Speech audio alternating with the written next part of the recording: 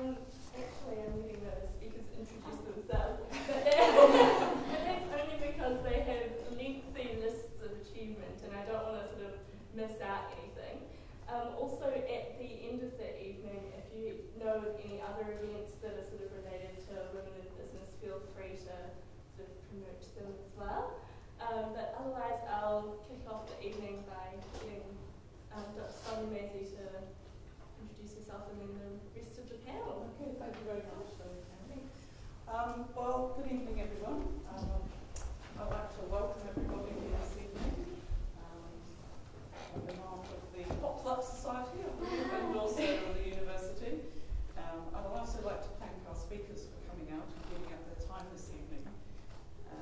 I'm sure that we're going to have an exciting discussion. I know that the previous sessions have been very stimulating, so we've got quite a lot to live up to this evening.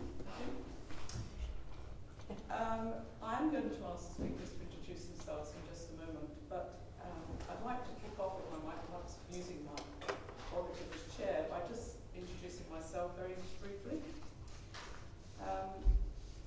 As Zoe said, I am the Associate Dean of the College of Business and Economics, but I'm actually not really a typical businesswoman. Prior to moving to New Zealand 4 years ago, I was an academic myself at Oxford University for several years, and before that at Cambridge University. And then latterly, I'd also moved into senior management roles within Oxford University. Now, I know that the portrayal of Oxford University in some TV dramas and fiction seems a million miles away from the world of business. But I have to say that I've always been slightly irritated by friends and family who accuse me of not having really worked in the real world, because I can assure you that universities nowadays are businesses. Certainly at Oxford University, governing bodies of Oxford colleges are effectively directors or boards of directors managing large endowments. And Oxford University Press probably keeps Oxford University afloat. The Bible and the dictionary, the Oxford Dictionary, are big business and a major source of revenue for the university. But actually it's not just Oxford. This university, all universities are businesses. Students are both clients and also products, and universities compete fiercely in a world market for their share of that business. They are passionate about their branding, and their focus is always on the bottom line. So it is very much a business. So one of the things that I'd like to just put out there now, and I'm sure it will come up from other speakers, is that the term business is, I think you need to keep it, it's a broad concept.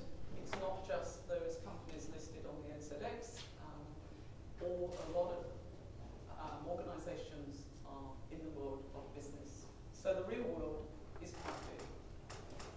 So that's one point I'd like to make just as my interest in this evening.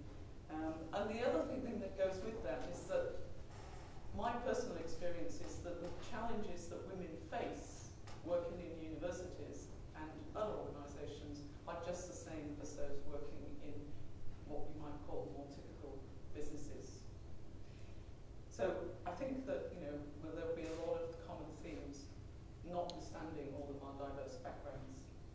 But the other reason that I'm delighted actually to be here this evening and flattered to be asked is because actually, as it happens, one of my main research interests for several years has been the explaining and evaluating the impact of European Union gender equality policies. So I've had quite a lot of experience in actively trying to increase women's representation on boards and also on public decision-making bodies and elected assemblies. So that's a bit about me, but now I'm going to hand over and go down the panel.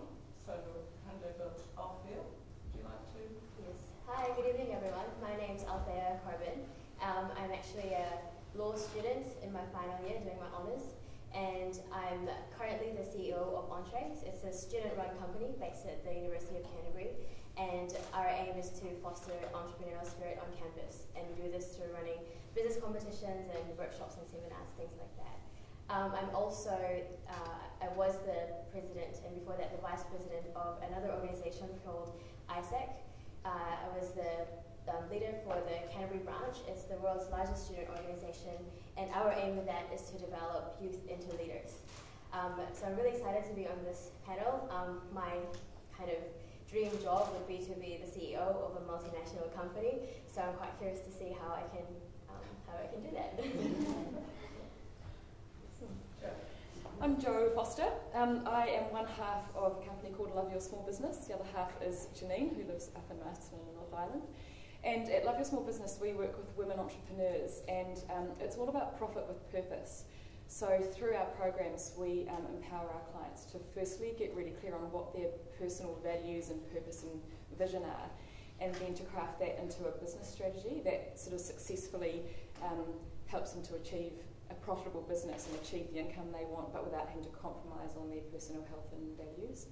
And the business has grown out of recognising that many women start a business because they want to really make a difference in the world, or they want more time with their family, or flexibility, or to be in control of their finances, and end up not having that. And we believe it is possible, but that current business planning models don't allow that. So our mission is to help them achieve profit with purpose. And I'm really excited to be here too and learn from the other panellists. Thanks, Rosanne. Hello. Good evening. I'm going to say Dr. Rosanne Hawarden because it's a new doctorate, so I'm still a year old. So I'm still enjoying the benefit of the title. Used to be some payback at the end of the day. And my doctorate was actually on women on boards of directors. And I am co-founder with Leslie White in Auckland of a fledgling organisation called Women on Boards New Zealand, which we are just in the throes of getting off the ground. But in my business life, I'm a director of a software company, and we sell and market a very large, it's called ERP, Enterprise Resource Management Software, accounting manufacturing, called CISPRO.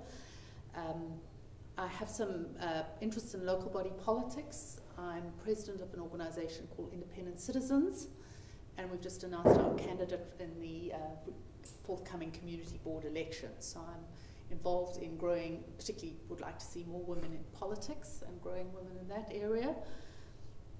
And my other passion is marine archaeology. So that's what I do. I've just found a lost harbour in Tonga. So you may have seen the Tongan king died this week. But they have a 600-year-old coral and sand harbour that has been completely overlooked. And using sort of what's now called space archaeology, you can see it from satellite imagery and Google Earth even. So, yeah. Thank you very much. There was a TED Talk on space archaeology last week. Yeah. Oh, was there? Yeah, just like 2 weeks ago. Right, it's very cool. Space archaeology is very It's like they found like villages in Egypt. Yeah, absolutely. Yeah, so that's absolutely how I found this harbour. Right. Yeah. Cool. So I'm Kyla Colvin, and I have a short attention span, so I'm involved in quite a number of different things. I'm probably best known in Christchurch for running the TEDx events. We've done 3 of those. The first one was in October 2010. I did one last May that was focused on the future of the city post-quake, TEDx EQ Chicha, and we did a salon event also last September. I'm a serial entrepreneur, so I started a company here in New Zealand called Missing Link, which is a social media marketing consultancy. So we help companies use Facebook, Twitter, LinkedIn, etc. to market themselves.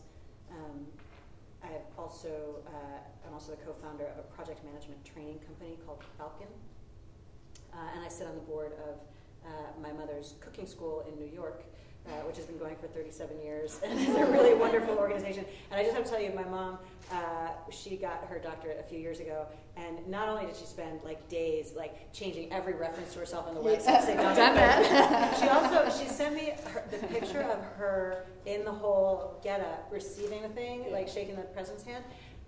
She sent me the picture, and then like a week later she sent it to me again, and then she sent it to me again, and then every time I talked to her, she goes, "Did I just send you that picture?" I mean, it was a big thing. So Yeah, and so I've been very involved for the past 4.5 years with a startup virtual world for children called Mini Monos, which means little monkeys in Spanish.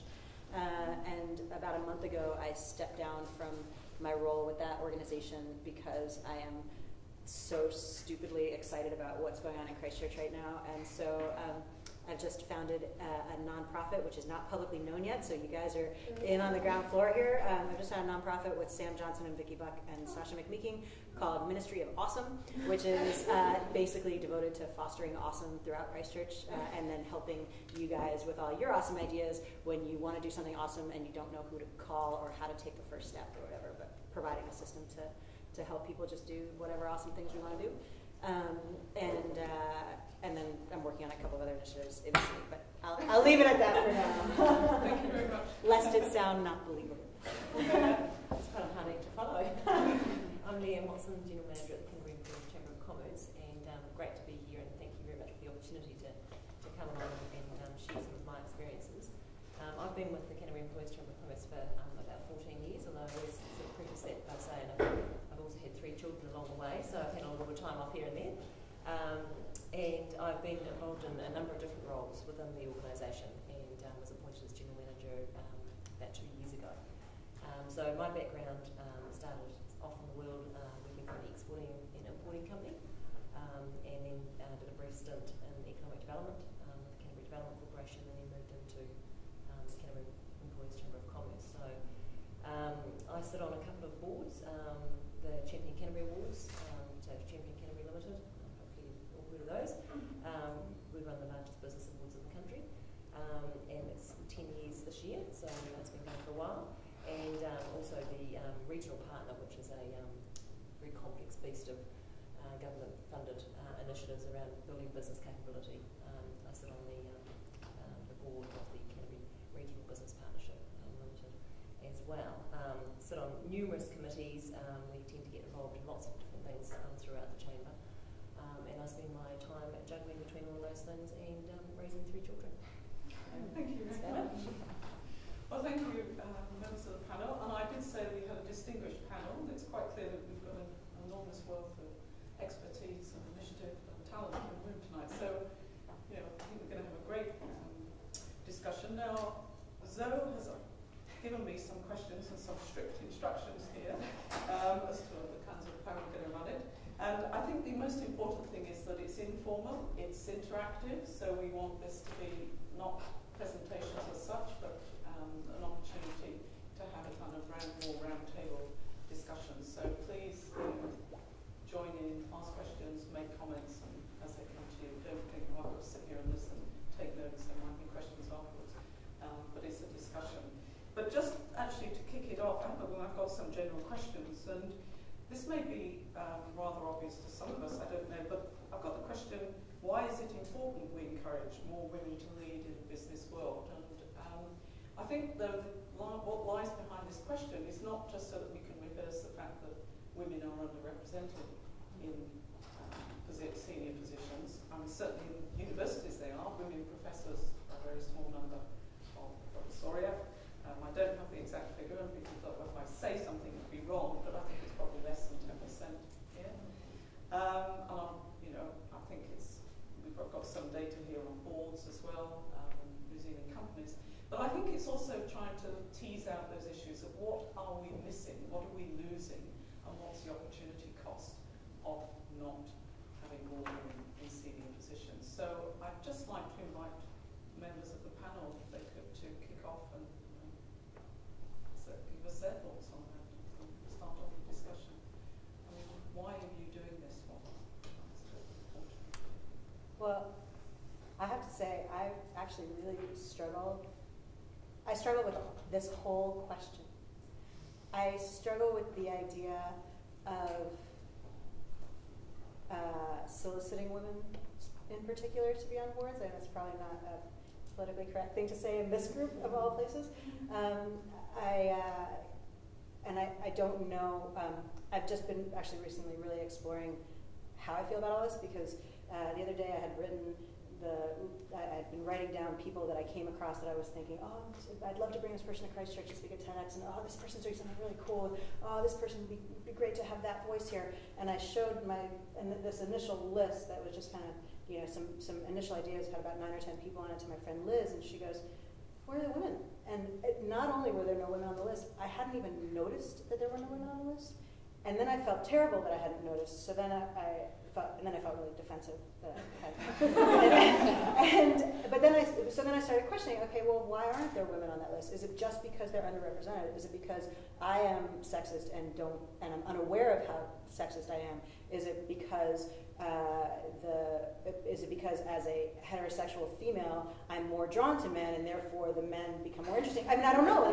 These are all questions that are serious questions that I don't know the answer to, and then when I look at ultimately for any one of our events, we're going to want a diverse range of voices. So now, of course, I have to kind of shift my focus to go, okay, I know there are lots of women doing amazing things, but clearly I'm not focusing on them. So now I just have to shift my focus to that so that we end up with a diverse range.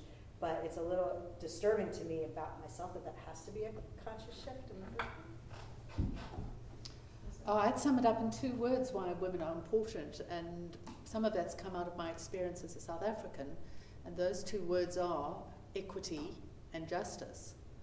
That I believe an equitable society is a better society. I think a gender-divided society leads to enormous problems and a very closed society. And I think there's a lot of injustice and discrimination to women, and if you're burdened with the attribute of having the wrong skin color or being an immigrant or whatever, you're doubly discriminated against. And I think we'd have a better society if we had equity and justice for women. Yeah, I think there are a number of reasons.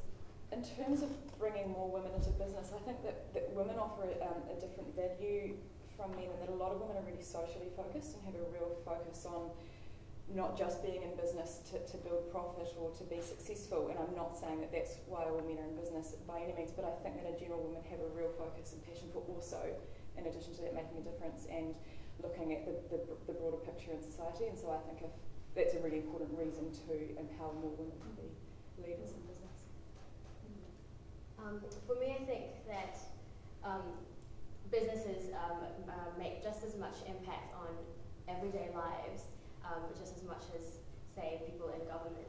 So some of the biggest companies in the world actually have bigger economies than governments themselves. So I think that it's important that there's more women who get to have those decision-making opportunities. Yeah. Well, I agree with everything that everyone said. But I probably definitely can resonate with how you started the conversation, because I did exactly the same thing. And I guess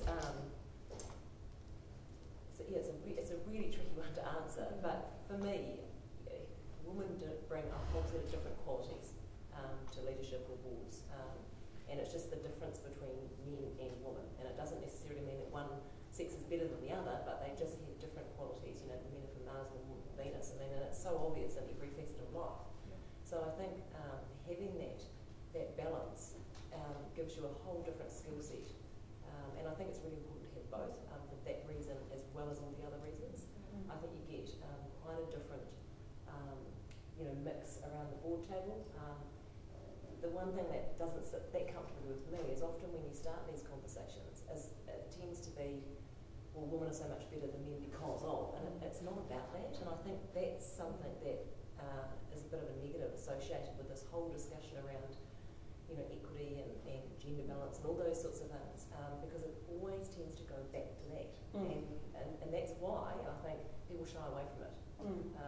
But I mean, it's no denying it's pretty tough out there as a woman in leadership, and it's also there's some great opportunities, but it's hard to make that break, and it's hard to just do those little incremental steps. And I think it's also because women are they tend to be not good at selling themselves. They tend to be very conservative, and they have to be 100% sure before they'll put themselves forward, or 100% sure on speaking up. Whereas you know, in a lot of cases, that's quite different in the male world.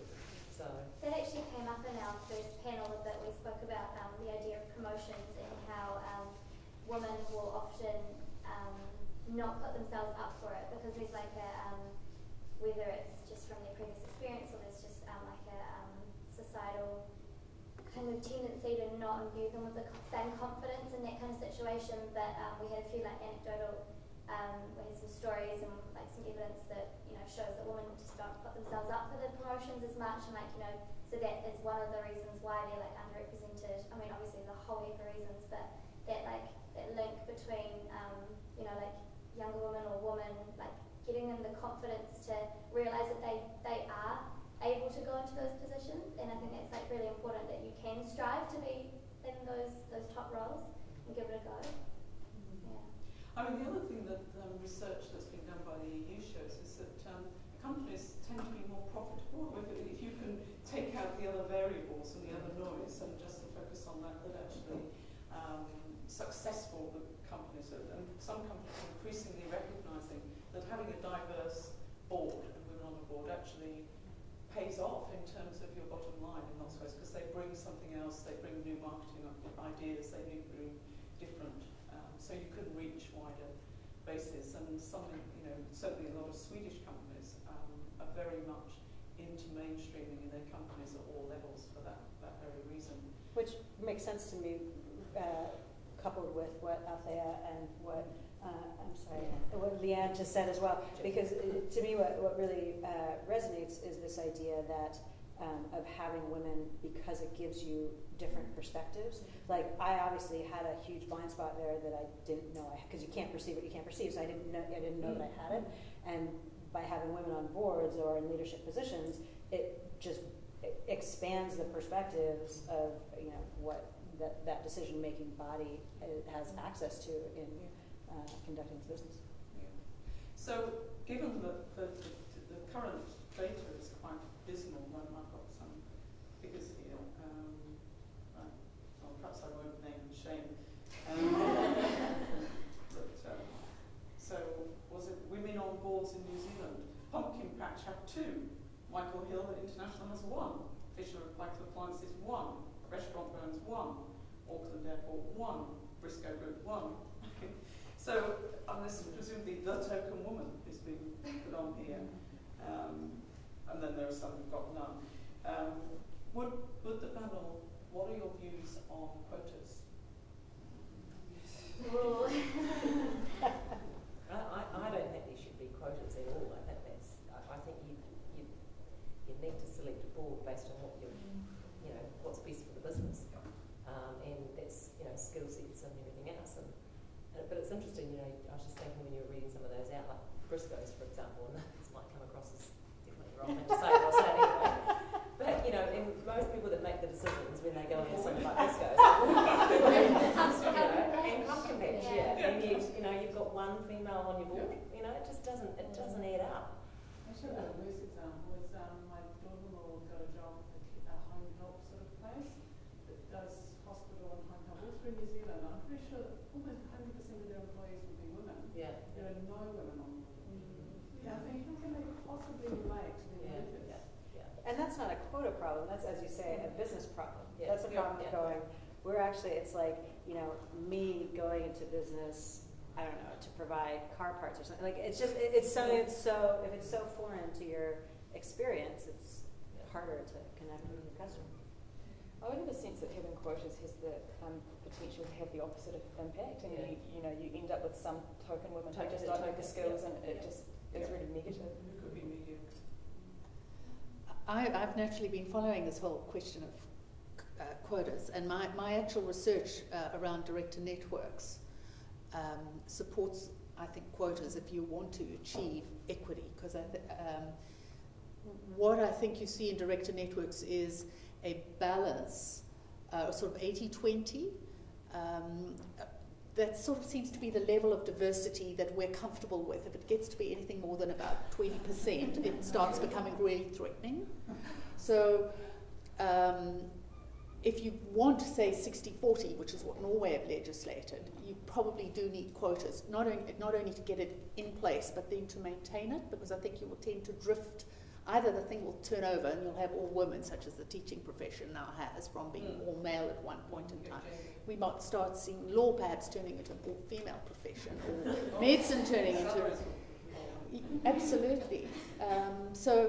So again, I think you have to answer questions around what is diversity and what do we mean by diversity. And if we're serious about having diversity, how are we going to maintain it? I mean, it's interesting you mentioned Norway, because of course the Scandinavian countries also have in their constitutions quotas with regard to the composition of the cabinet and the government. So it's kind of culturally sort of embedded in them, and also that's the European Union's approach to its staff and to increasing representation of women in the European Parliament and in the European Commission, senior roles. So, I mean, it's now becoming quite widespread. Talking about that, like, if it's implemented at a young enough age, like the idea of a quota, it is hard. I'm a gender studies student, and I still think, like, sometimes, you know, putting people who aren't as good as other people, it doesn't quite fit. But then, without a level playing field, like, there's some people who start out at different levels, and unless you start implementing some changes, they're never going to get to be the same. So in a country like that, from a very young age, if all people are taught that they can do the same stuff, if they're all in the same industries, then by the time that they get through to the government and to boards, and it's 50-50, nobody thinks like, oh, those 3 women shouldn't be here, they're just here because of a quota. So if we all started living a bit more equitably like that, so it wouldn't be such a big thing. What you've seen in Norway now is that the business owners tend to be men because they're the shareholders and the wealth investors, and the independent directors are increasingly what they're calling the golden skirts, and you are finding that they're the sort of women through the glass ceiling who are safe, who tried and trusted, and the rich get richer basically, and they are getting increasing numbers of board appointments. But women who have come in on the quota, and many of them are highly qualified, if not more qualified than the men on their boards, are suddenly making a contribution, they're being appreciated, and apparently they're even thinking now wearing a badge saying, quoted and proud of it. So they got an opportunity, and they've taken it, and they've shown what they're worth. It just opens doors, doesn't it, to, I guess, and provides role models in those positions. And they're no doubt they're the aunties, what they call the aunties, who are the sisters and cousins who've just been roped in to make up the numbers. But businessmen aren't fools, you know, they're going to move them on when they can have someone in the slot who will offer value. Can I play devil's advocate here? Do you think we have got, you mentioned before about, your speaker list, and, you sort of, they came in and wrote them down, and, we often talk within the chamber about, if you ask the average person who the top 5 sporting people are in New Zealand, they can all rattle them off pretty easy. And then you go, who are the top 5 business people in New Zealand? And, they start, rattling off the Stephen Tindalls and the few extra names that come. And sometimes they don't get to the 5.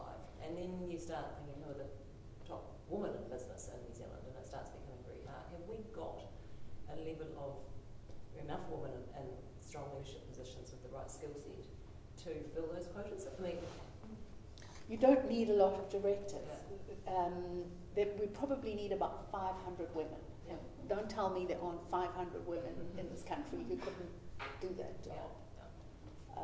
So I think the supply problem has been solved. Yeah. Okay.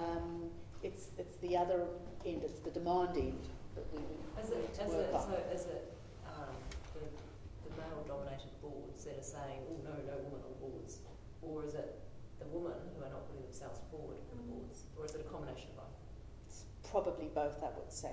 Yeah. The Institute of Directors have just instituted a mentorship program, and so what they persuaded is 30 chairmen and match them with 30 senior women, and just looking at the women who they wanted in their mentorship program, I looked at their requirements and I thought, well, this is crazy. These women don't need mentoring. They're already here. Yeah. What they need are sponsors. So I think we're now starting to see the field moving into mentoring is teaching you skills, and sponsoring is taking a skilled person and introducing them to.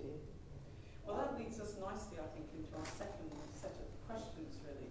And that is, if we take on board that, you know, women, there has been some progress, and as you say, things are beginning to change. What do you think are the main challenges that are actually currently stalling further progress in the boardroom? And, you know, this is a potentially huge, you know, we could probably fill the whiteboards up with a number of points here. So, I mean, maybe we could distinguish between, on the one hand, what might be perceived as being structural obstacles or challenges, you know, in terms of government policy, social structure, cultural norms, etc. And then maybe characteristics to do with individuals, be they men or women, psychological barriers, and women thinking, I can't do that, I don't have those skills, as has already been mentioned. So perhaps we could start off with those structural, cultural, policy obstacles. I mean, what are the biggest challenges to women, or causes of barriers to women? And I think one of the biggest structural, cultural things of any kind of change is that the status quo tends to perpetuate itself, because we all look to people who are like ourselves when we're recruiting or recommending or you know, growing organizations. And so oftentimes that, you know, the good old boy network perpetuates itself, and so as long as you don't have women on boards, you won't have women on boards, because there are no women on boards to recommend other women on boards. Yeah.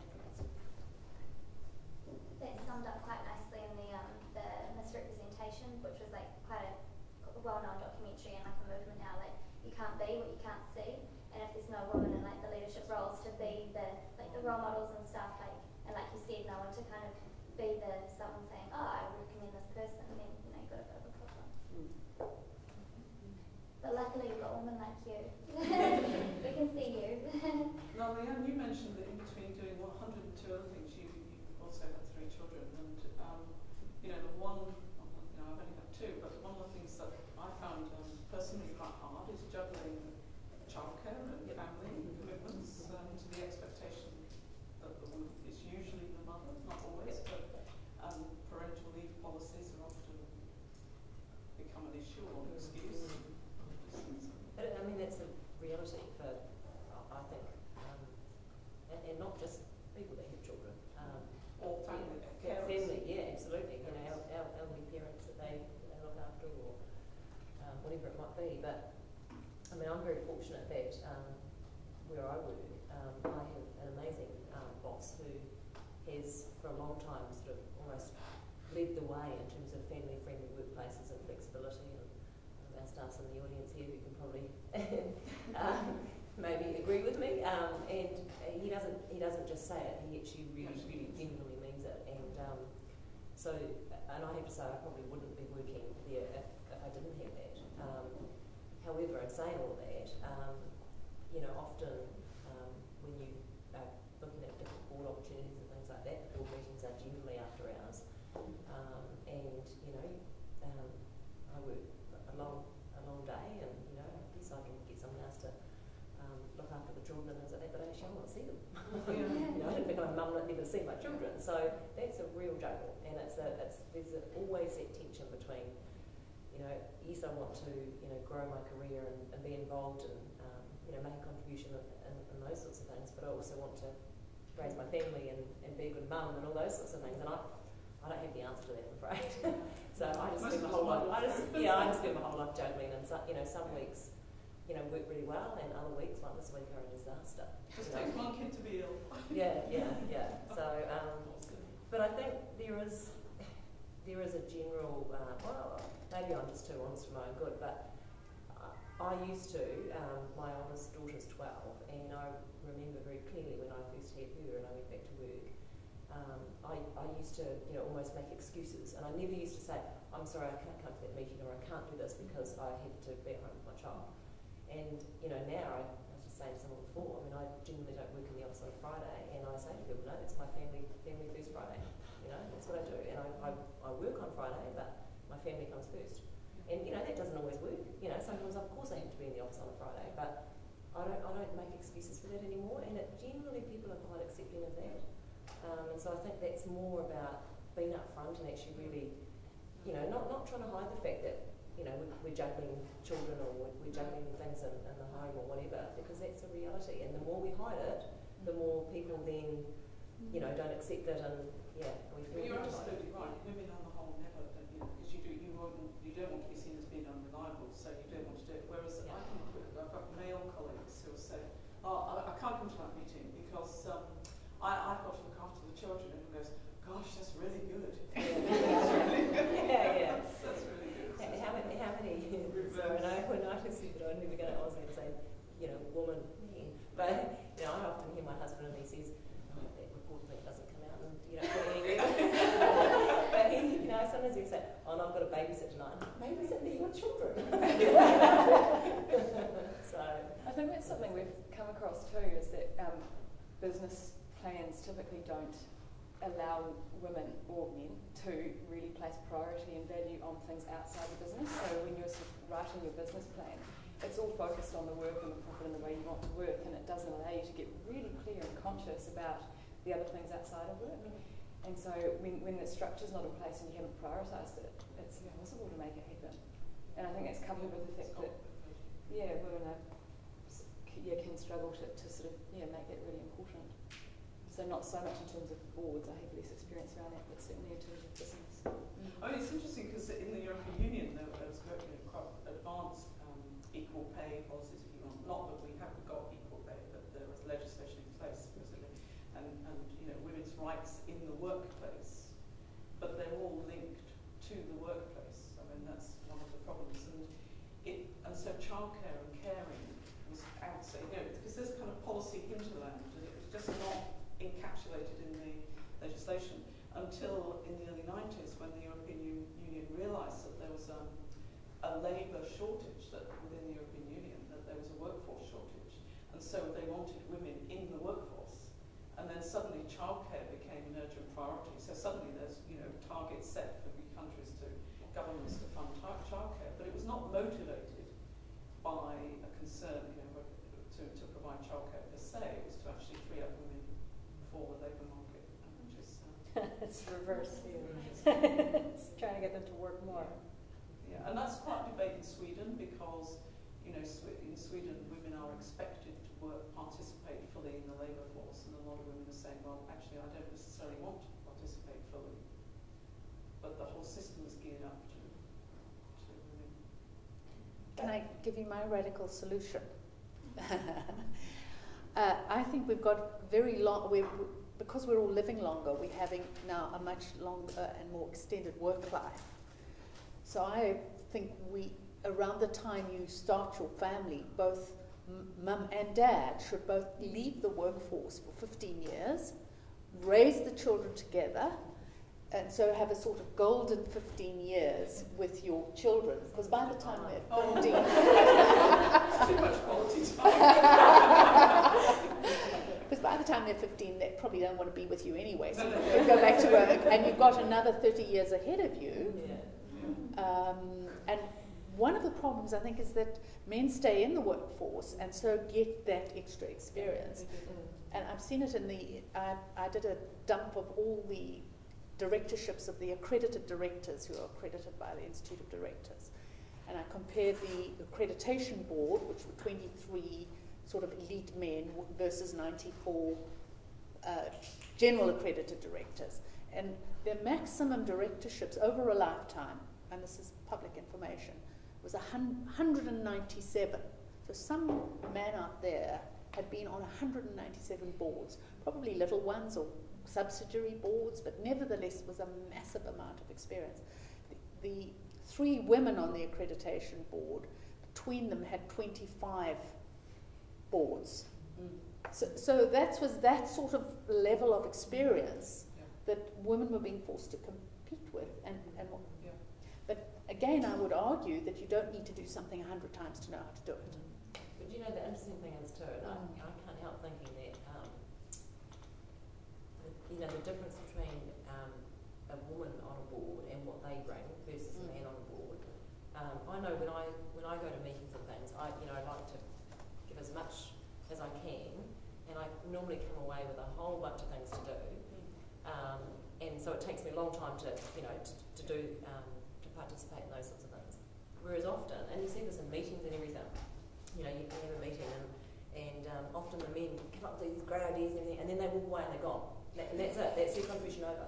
You know, and so that's probably why we would only ever put ourselves forward for things that we can commit to 100% and we know we're going to do it really, really well. And I'm not saying men don't commit 100%, but they commit in a different way. They commit then and there, and then they go, and it's over. And so that might be another reason why, you know, to make that. And that takes us into those personal or psychological reasons. And it's certainly true from teaching students. And you see, I was involved in quite a big research project when I was at Oxford University as to why women were underrepresented in first-class honours degrees. You know, across the didn't matter what subject you took.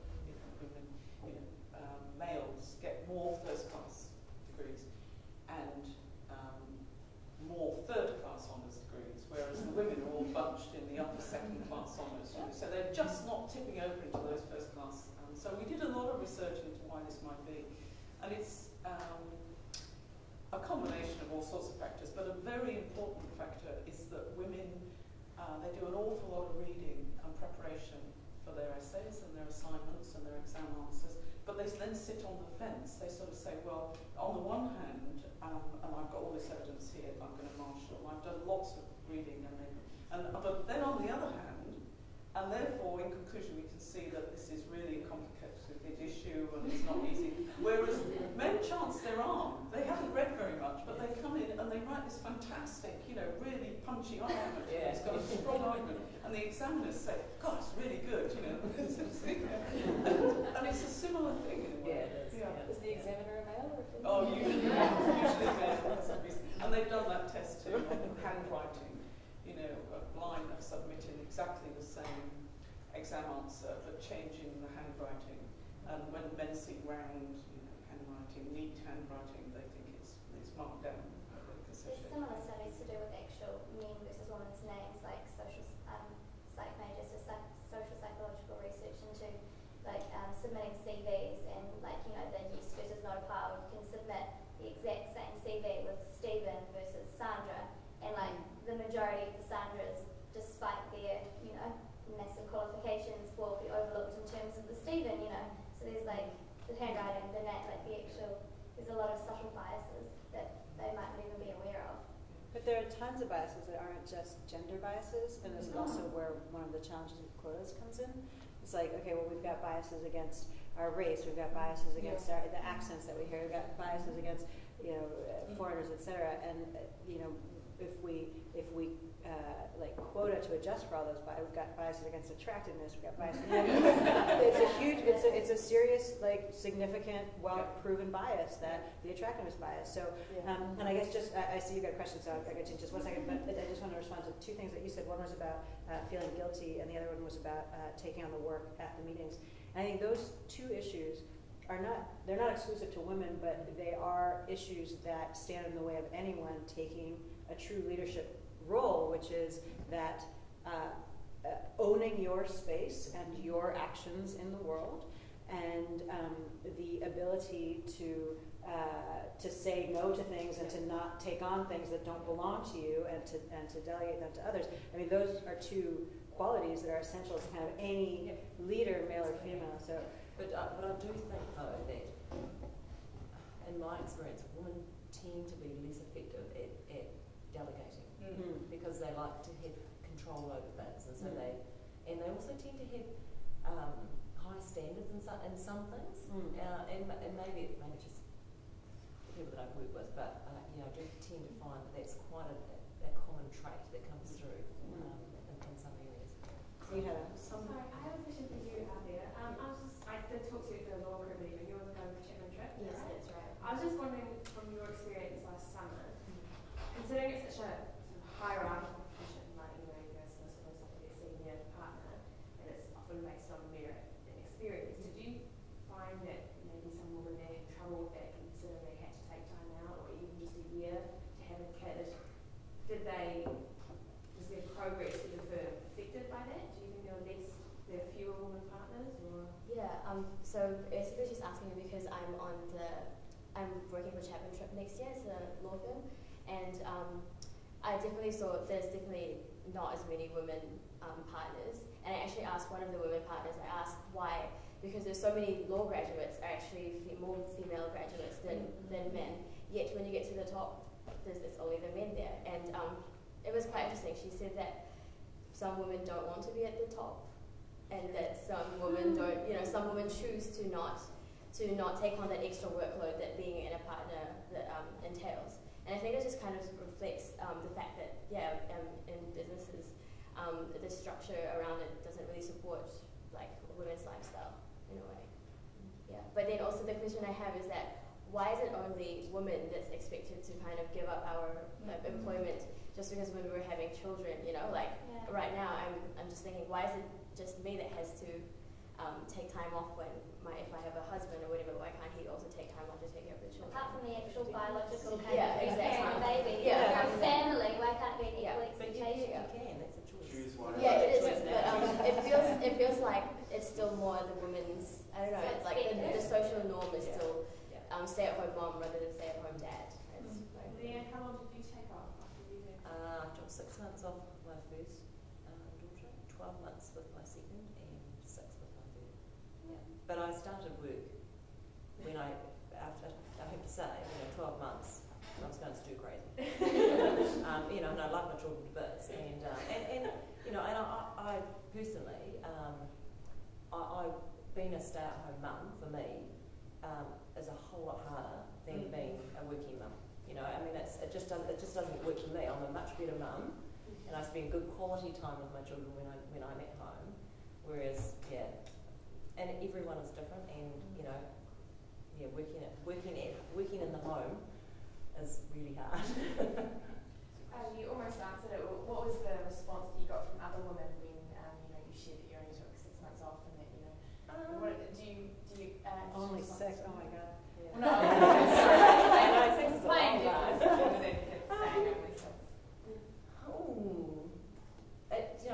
One person said to me, actually a gentleman on our board, and lovely man, and certainly didn't mean any insult, but I was a wee bit insulted. He said to me, how long are you going to take off? This is with my third child.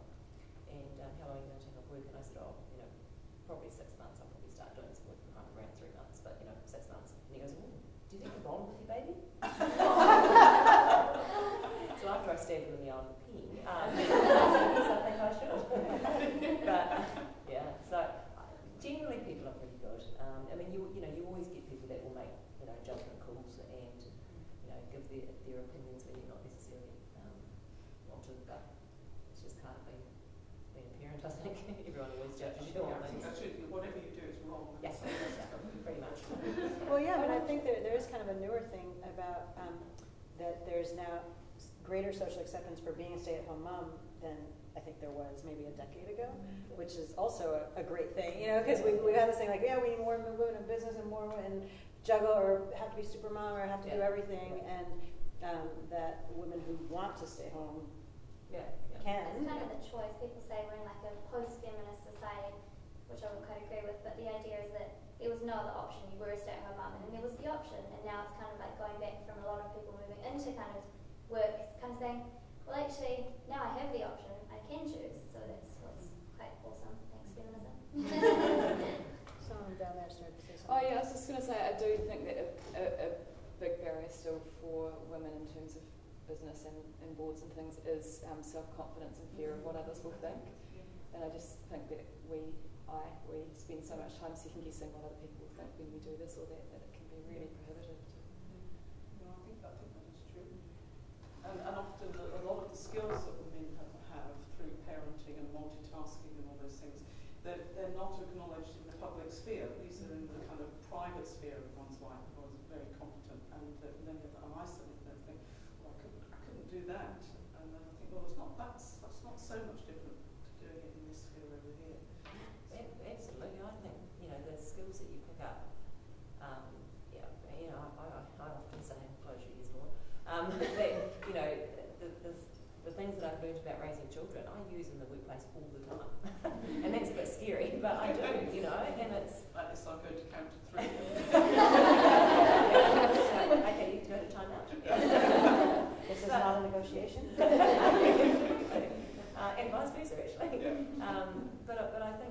once again, that one of the things that I find too is that talking about some of those traits and things like that, and sometimes things like women tend to lead by emotion, or their first reaction is they think quite emotively, and that can actually be a real weakness, but it can also be a real positive, and especially when you've got that balance. So, if you've got a whole bunch of people that are all thinking the same way, that's not good.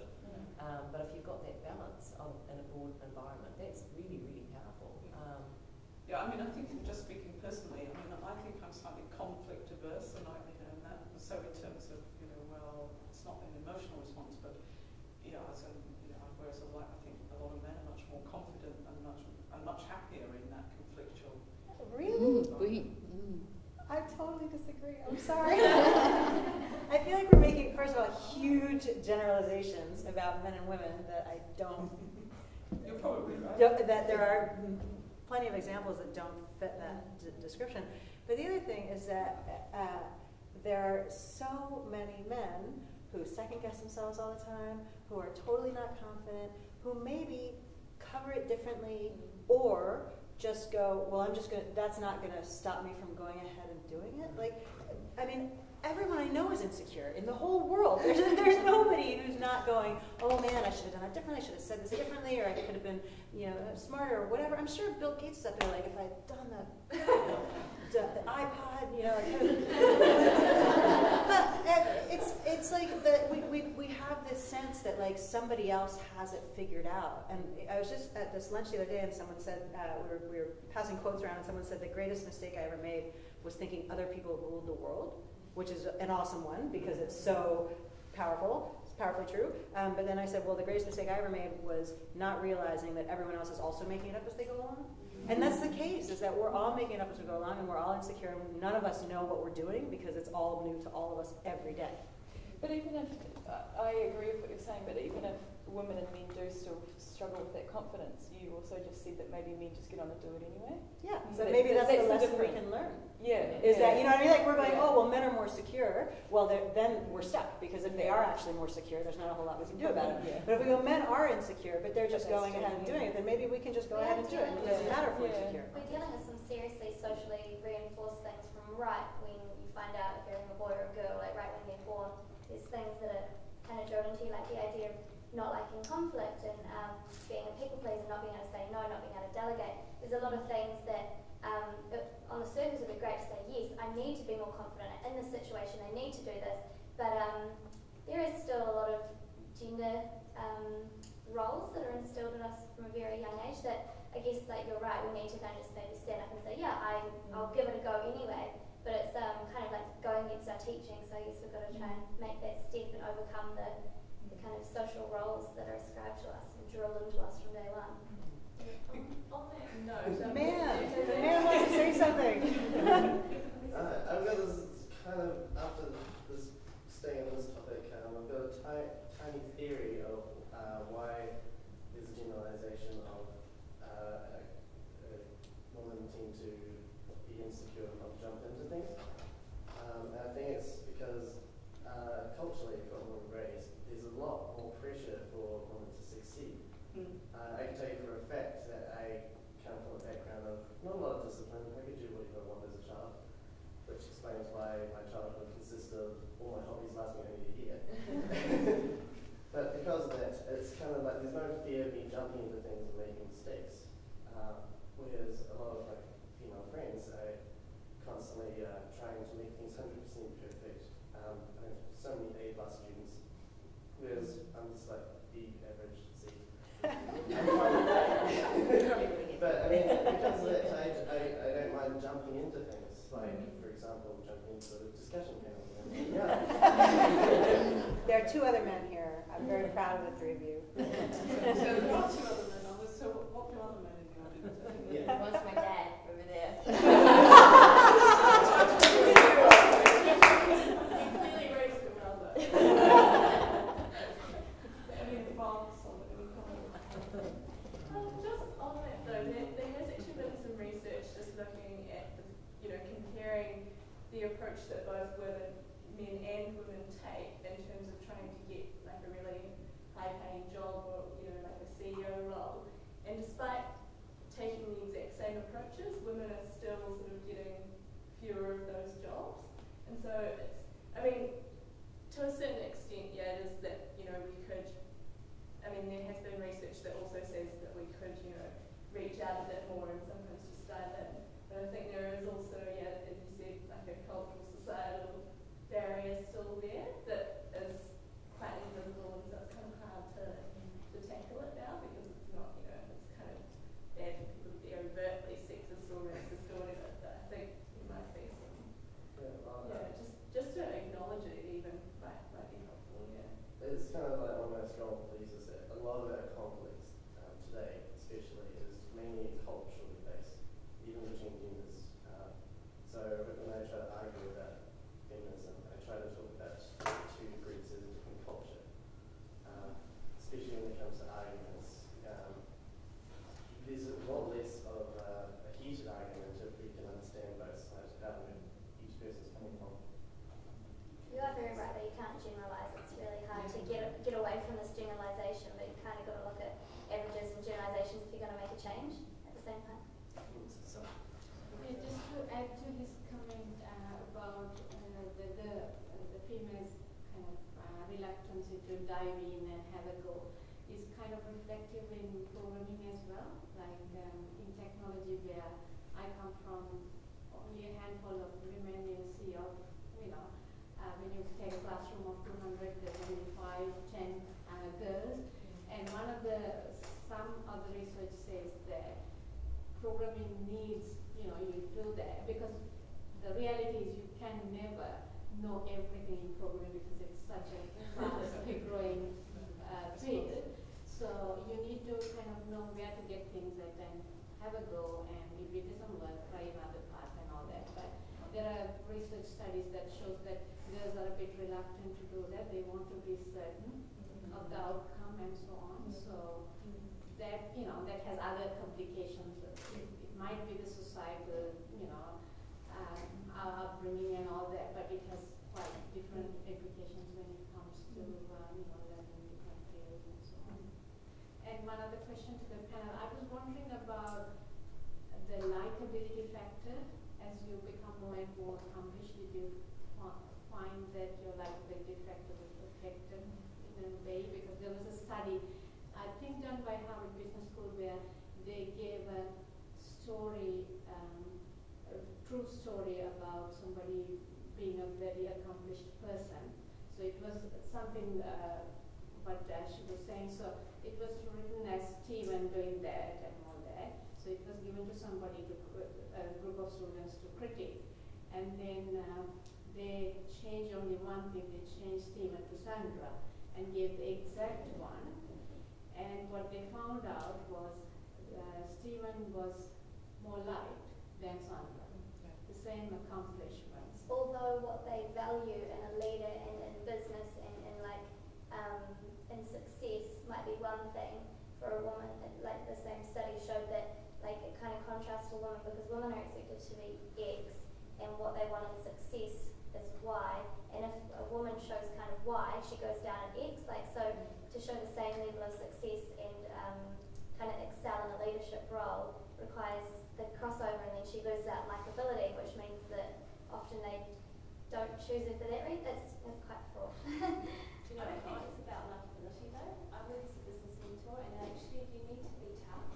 And it's not about being tough in the way that men are tough, it's about being tough in your way. And this is the same for anyone, regardless of whether they're female or male. It's about being yourself. And I actually find being a woman in business is a huge advantage. There are a couple of people that are leadership in it. I'm younger, I'm female, I'm long hair. But generally, it is a huge advantage the way that I can connect with them and Entré connect with them to get to the bottom of the people issues in their business, to get stuff out of them that I know males in my company can't get out of them. You know, we're talking about some of the negatives, but it's actually huge advantages.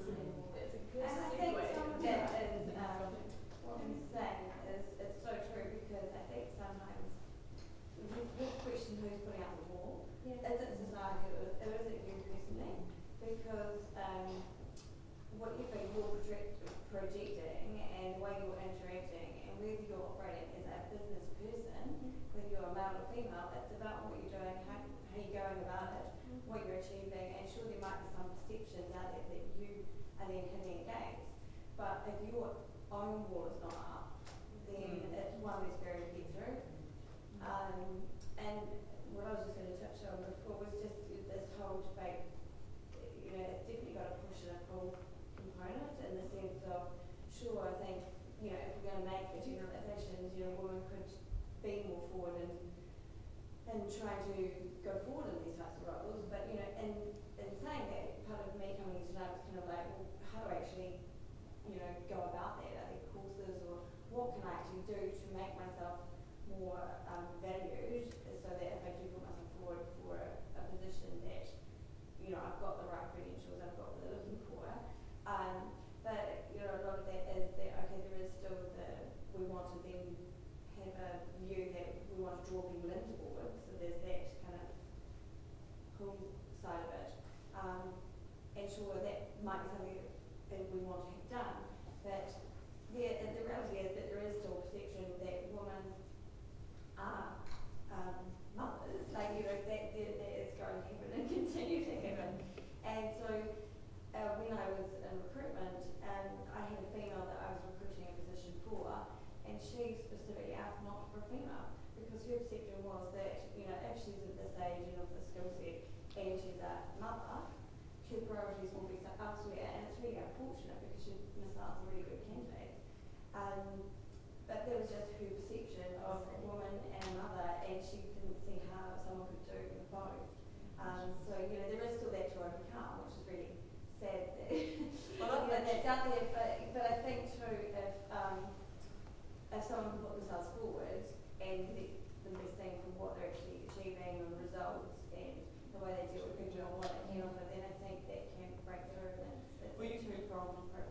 Well, I think you've asked a very, very good question there as the leads on here. I mean, what strategies from the panel, you're all very accomplished and different, working in different contexts. I mean, what strategies can people employ to actually overcome these challenges and get an opportunity to participate in boards and senior positions in business? And what's your advice? I've probably got three strategies. First of all, inner confidence, and to develop that, I think every woman should have what I call a drop-dead fund. And that is, this is what you take away from tonight from me, I'd be very happy. So your drop-dead fund is money in the bank, sufficient money that you have a place to stay, you could buy your own car, or survive for a couple of months without a job, because you can then turn around to your boss or your partner and say, drop dead, and walk out. And do you know what I thought your drop dead fund was going to be? You and I clearly think quite differently. Yes. I thought your drop dead fund was going to be like a shopping spree type. Yeah, drop it out there. And they can get you on the board. Yeah. So sorry. Yeah. No, I think if you've got resource behind you, you've got confidence, and bosses are very quick to pick on vulnerability and will know that you won't say, look, I won't work late, because you desperately want to hang on to that job. Or your partner will put pressure on you, and you won't argue because you know he controls the purse strings. So it's about financial empowerment. Yeah, absolutely. So my second thing then would be to understand about money. There's so many financially illiterate women that go and do an accounting course and understand bookkeeping, just so that you can read financial statements. And my last thing would be is go and buy a book on how to sell. My most valuable book was an American sort of textbook by a hotshot salesman, and we spend so much of our lives selling things, whether it's ideas or actual doing the job, persuading people to do things, that there's certain techniques that are standard that you to be successful, you need to know about how to close a deal. Oh, I can't remember, but there's lots out there. I could find it. I've got it somewhere. If you do, just email us and we'll put it on the Facebook page. Yeah.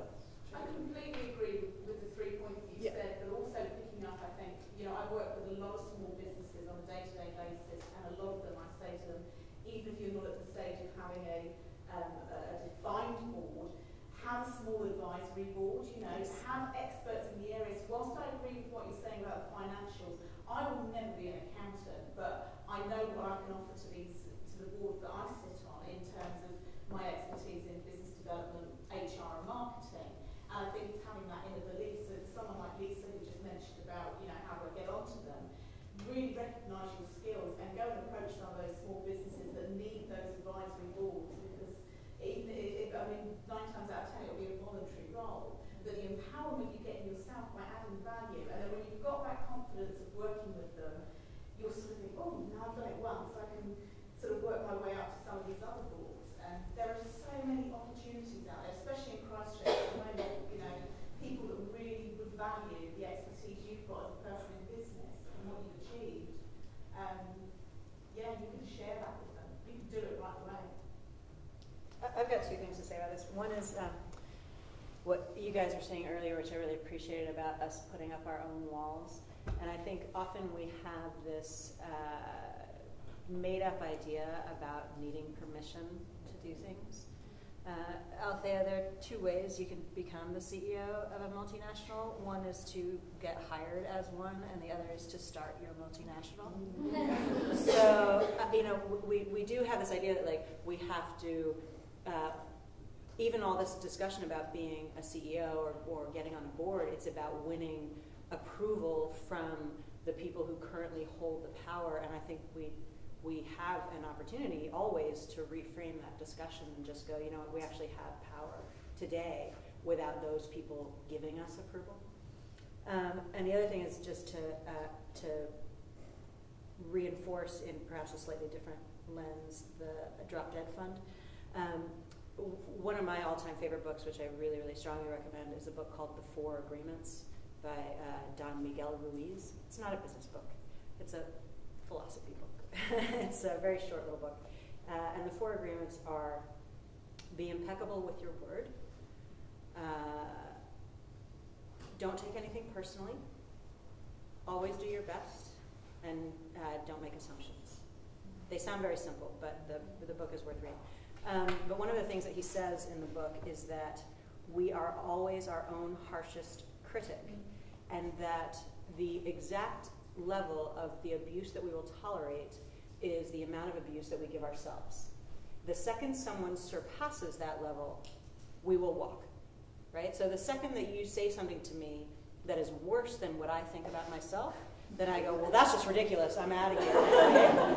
But as long as I actually feel worse about myself than what you're saying, as long as I feel I deserve what you're getting, right? Because my baseline level, as long as you haven't sunk below my baseline, I'm going, yep, bring it on, because you're right? And that appreciation of how we feel about ourselves, what that then leads us to put up with it's similar to the Drop Dead Fund, but almost at a more kind of fundamental level, is just going, you know what? We actually don't ever have to put up with anything. And it's not a question of having money. It's not a question of having power. It's a question of just going, I deserve to be treated well and civilly and humanely and professionally and, whatever it is, because I am an accomplished human being who is here to serve, or to contribute. Yeah. I'm just want to question to the panel, and I'm surprised it hasn't really come up before tonight, because I think we live in a very sexual culture, and we're exposed to the media constantly, and you turn on to any kind of music video, of course, there's like a scantily clad woman, and I think women in business sometimes they kind of treat it as a joke, as in often almost not so much demeaning, but more they're treated more sexually, and I think that you're objectified. You're seen as a thing. I think so, and I think whether anyone here has actually had the experience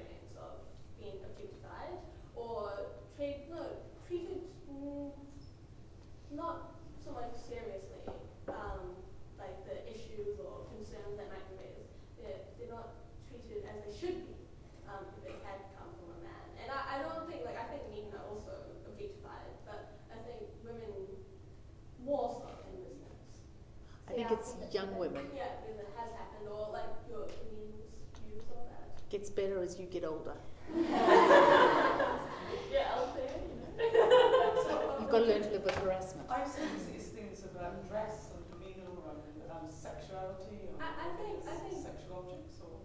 I think dress, I mean, like you kind of expected to be as like a matron often, like if you want to be taken seriously, you have to like really cover up and you have to, and if you're wearing something, let's say nice, so it's not supposed to be sexual, it's not, and even if you're like talking to somebody, it can often be viewed as flirting, and it might not be.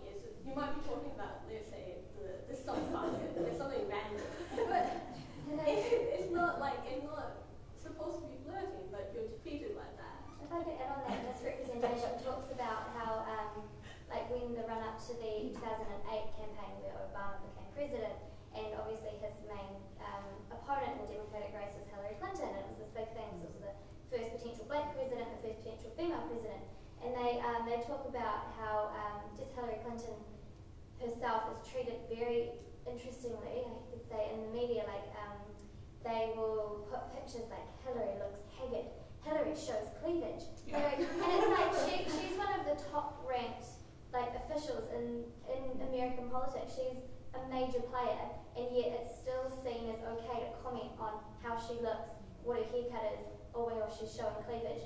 And like I guess that kind of links to the whole thing about not taking someone seriously as a person just because of their gender, even though they have a massively worthwhile contribution to give. But That's really not an issue. I No. honestly, What, for when I you? started out in business, I got a few, guys that were inappropriate, but you set your standard. Yeah. You set how you're going to be treated, and you can dress well, and you can dress in clothes that. I don't think you can say it's not an issue. Like maybe for you. It really isn't. It really isn't. I can put every single person. I've lived in Canterbury. I've lived in counties. It is not an issue. But can you say that to Hillary Clinton? I have to agree But that we have the same thing with Obama and basketball, you know, and it's like, well, how is it possible that we're talking about a black man playing basketball who's running for president? Yeah. It's just, I mean, it's an issue, but it's you can feed it or not feed it. I've never ever come across, that issue myself personally. I mean, American politics is a joke anyway, at every level, so let's not even start that conversation. I think one of the I things would that- agree. I think it depends on your culture. I think one of the reasons I love New Zealand is that it's an equitable society, and those are not really issues. But coming from South Africa at the height of the apartheid regime, very patriarchal society, that was a big issue. And sexual harassment definitely occurred, and nobody warned me about it. So again, if you went overseas or to another culture, you may well encounter those attitudes. So in regards to the situation, I was just arguing the quality of the news source. These are massively like big newspapers and stuff. I'm just saying, there's like not all the time, and like they still might talk about Obama and basketball, but just there is like a difference there.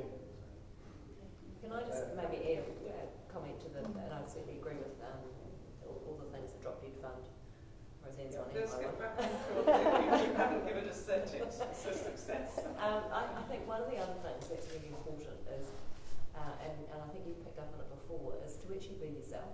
And not, I think sometimes the mistake that a lot of women make is they look at the way that men come across, and they say, well, that's how I need to behave, and it just doesn't fit, and they come across as overly aggressive.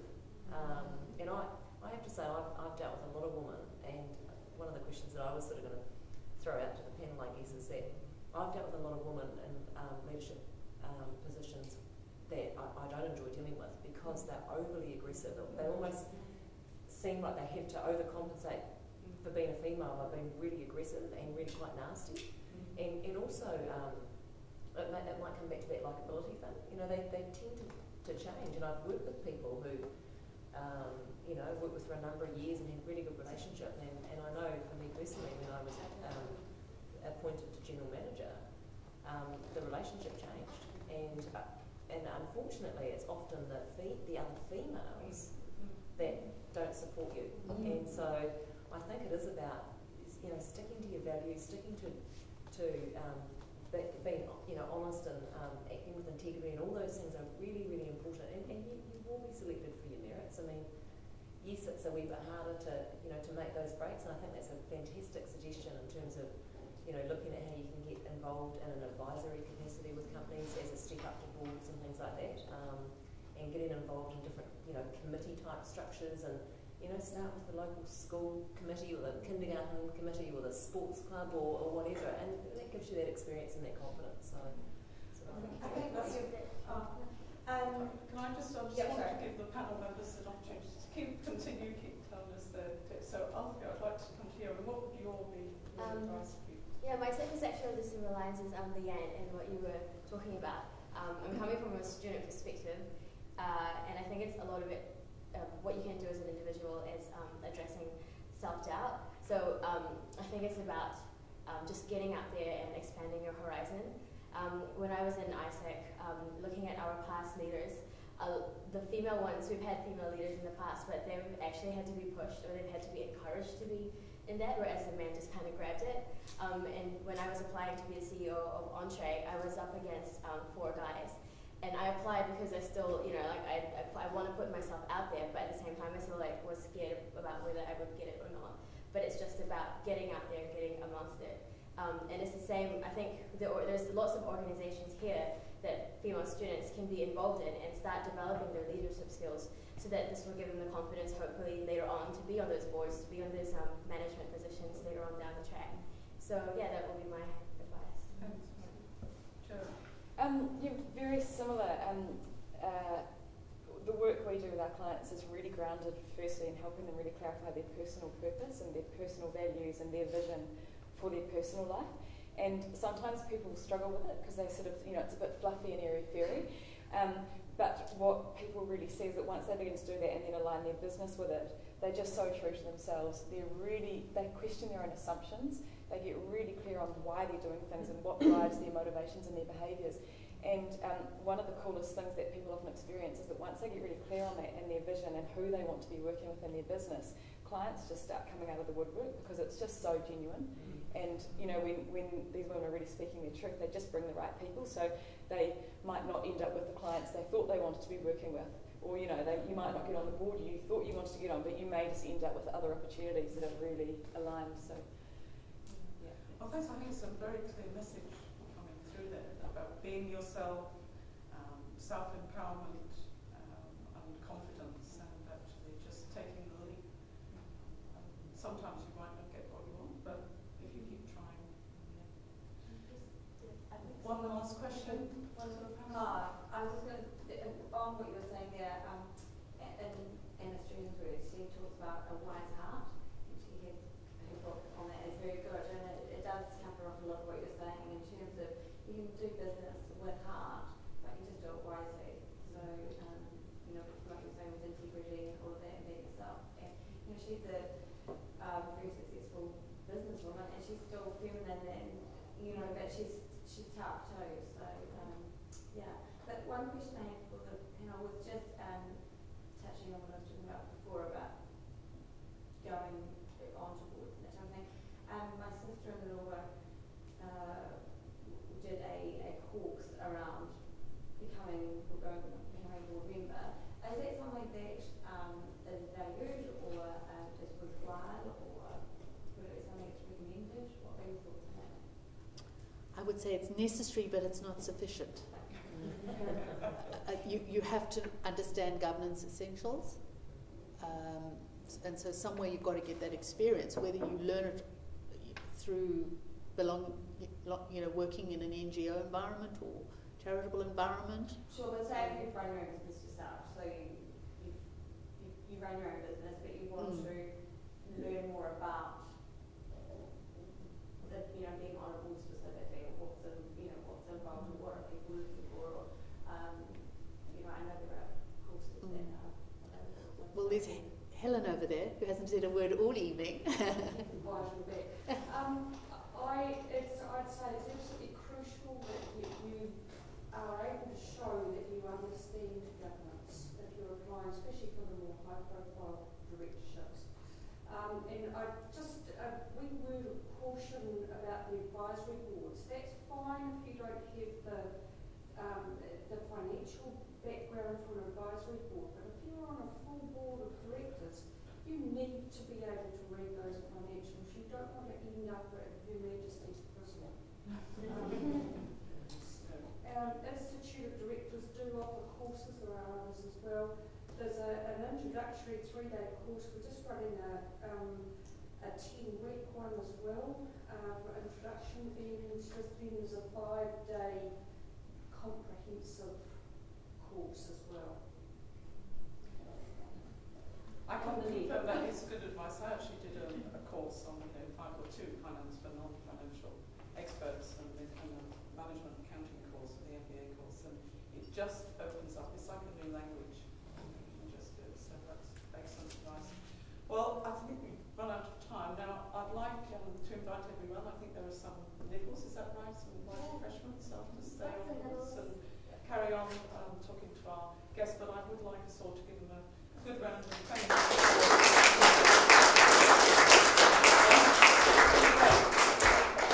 Can I just say huge thanks to Zoe and Erin for setting Yes, this up? thank you. Well done.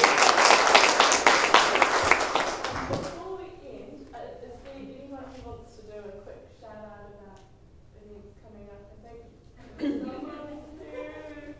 I'm a bit on the table. Oh, okay. Do you want to do a brief? Yeah, last month I ran a one-day forum in Marlborough. I worked very closely with the Marlborough Chamber of Commerce for 6 years before moving to Christchurch 2 years ago. And I ran the Her Business Network for women in business for 4 years. Having left that post, there was nothing running up there for women in business. So they asked me to go back and do a one-day forum. It was just absolutely phenomenal, complete sellout. And due to the wonderful social media that we have these days, I've got a little following from Christchurch. They said, you've got to bring it to Christchurch, which is easy because I live here. So this is happening. I'll leave the details up there. It's on Facebook, so come and chat to me. And we've got some fabulous speakers that are all South Island women in business. So, great. Sounds good. So thanks both to Zoe and Erin. Thank you very much to our speakers.